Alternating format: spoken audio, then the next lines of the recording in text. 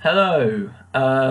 Once again, I'm going to go through a few of the pronunciations I got wrong in my first draft of this report, and how I went about improving this, and then my improved how I pronounced it.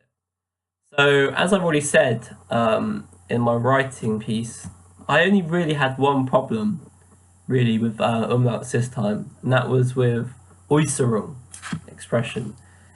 I've been saying in the English sense, Äußerung. So that you can see the difference in emphasis on the A, au, when it's not got the umlauts. But I should be saying Äußerung. So that's really crucial. I had the same problem with the verb actually.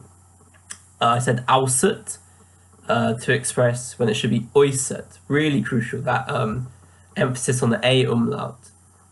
And you can see how I went about improving that in my improved version. But again, that's the only real problem I had with umlaut, so I'm pretty happy with that. Moving on from my first report, when that was my key area. So you can see maybe that's something I'm improving on over time. Now I've been saying this right actually in my first draft, schwächer. So the comparative of schwach, weaker, you need an umlaut on the A, schwächer.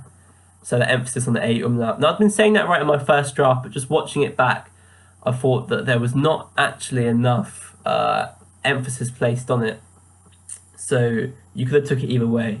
You could maybe not have seen that and then got the wrong meaning from that as a listener.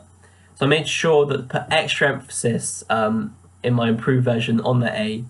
That's actually criticism I got as well in the seminar I took for my class on German sports stars. A bit of practice of speaking to go along with all this coursework, because it's something I really struggle with.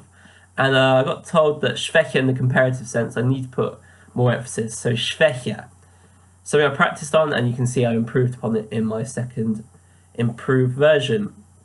Now, moving away from umlauts, because they're the only real problems I had, a few phrases. Nichtsdestoweniger, a word I like to use quite a lot actually, nonetheless. All throughout my school career, it seems I've been saying it wrong. I had not been saying it with the S previously, so I'd been saying nicht desto weniger without the S, and you can see that in my first draft actually. When it should be nicht desto weniger with an S in the middle. So maybe a German native speaker might not have understood that word. So it's pretty crucial for the meaning. And that's just an example really of how using German cultural references for the first time, actually native stuff as opposed to A-level textbooks and stuff like that. Actually watching films like Das Leben der Anderen and Die Welle, in this case, has really been taking my speaking to the next level. Maybe that's what I should have done before, because speaking is something I really struggle with. So that's just a little phrase there that I really improved upon in my improved version. You can see that I put emphasis on the S for nichtsdestoweniger, nonetheless. And then finally, another little phrase, widersprechen, to contradict. I've been saying widersprechen, as you would say in English. So again, changing the emphasis from the I to the E, widersprechen from widersprechen, for the native speaker to understand me. I got that from Das Leben der Anderen actually. It's a phrase Georg Dreimann, one of the characters, states. So that's how my work in the background has really been, I've really been trying to implement it in this, trying to spot as many mispronunciations as possible so I can really develop on my speaking. So that's all I have on this video, but I'll be doing another one for my third report, and hopefully there'll be a lot less pronunciations and I can move on to fluency and tone, really develop them. Thank you very much.